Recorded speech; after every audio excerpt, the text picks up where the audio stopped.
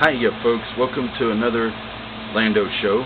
I'm your host, Alan Longenberger, and what we got here is a family heirloom. This old Banjo clock that belonged to my grandparents. It goes back to 1956. I wanted to say 1955 like Doc Emerson. No, this thing brings back so many memories. When I used to go over to Grandma's house as a boy, it had a unique feeling. I'd be way in the back bedroom, and it'd be on their wall like this, and the doorway going toward the hall, exactly like this setup, but where the window is, go back there, to the back bedroom, and I'd hear this baby chime. It has a pretty cool chime to it. I'll get to that in a second. I want to tell you about the history, but it is a family heirloom. After my grandpa moved out of his house in 1986, a year after my grandmother passed on, because he wanted to start a new life in Texas and got out of the Golden Triangle area, so he passed it down to my mother, and it works, but it only works for a few minutes. My grandpa always told me it was a Sunday clock. He wound it up every Sunday, and it would last, a week. Well, now you wind it up, and it only lasts like maybe a few hours, and then it quits. I guess it needs servicing, oil, but I don't know where to find a clock shop around here to fix it.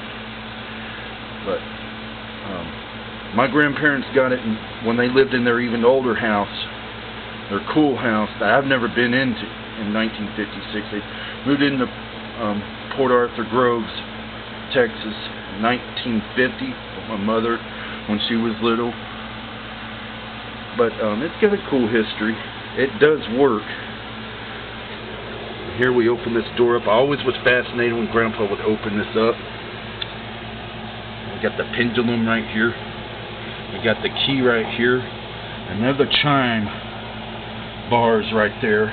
And man, as I said, it'd make a unique chime all throughout the house, just very mellow. And my grandpa did call it, my grandmother as well as my grandma, they called it a grandfather's clock. Well, gee, man, aren't grandfather's clocks huge, and they go all the way down to the floor? But this baby, you would swear that it is. But it needs detail work. It's a Seth Thomas, and we Germans love our clocks. My grandparents on my daddy's side got one exactly identical to it. I don't know how long later. I'll ask my dad. It's exactly the same to us. You put them side by side and you can't tell the difference. But my grandmother Josephine for short, my daddy's mother had a more unique chime to it. Now it sounded like it would gong. It was louder than this, more heavier sounding. But I want to give you a little demonstration here. I gotta wind this baby up. Well, I jarred the chimers. I don't want to break it, man, because man, this thing is almost 60 years old. I want to just wind it up just a little bit, just enough to get it going. A clock tower on the old courthouse got struck by lightning. No, it's I don't know what this does. Anyway, my grandpa says, "Oh, there's a hammer inside here that strikes the gongs or the chimes." All right, here we go.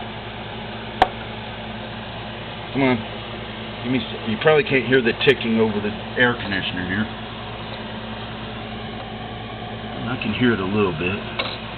Oops. There she goes.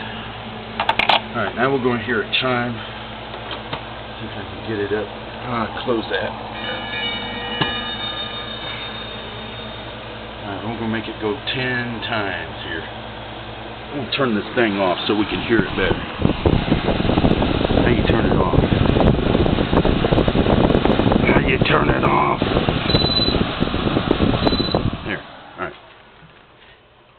That's better.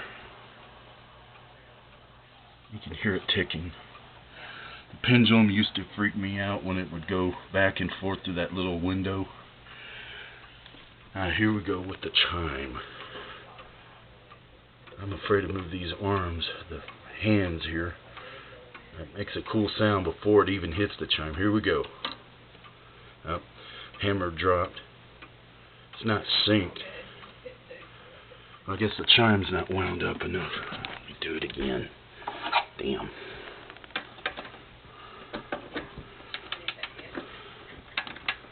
I don't want to over tighten it. There we go. There went one chime. I don't know why it didn't. I guess this one does the chime. One does the hands and one does the chime. Alright, well, let's go to 10:30 again. There we go. Beautiful. That sounds like the hammer can barely move, probably because it's so gummed up from sitting so long over the years. We haven't really worked it in over 20 years. It's just been sitting here. Alright, here we go over 11 o'clock.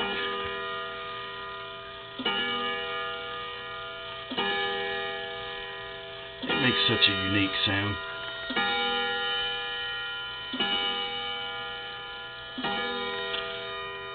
No, that wasn't 11. It's not synced. How many chimes was that? 4 or 5? We'll hopefully take it into some repairmen and see who can fix it. Shine it up real beautifully. Restore it. But I love clocks. Oh yeah, my grandmother, Josephine, also had a cuckoo clock. Me and my brother were always fascinated, and we would sit in the room and watch it, you know. Anyway, that's it. The Banjo clock, 1956. Till next.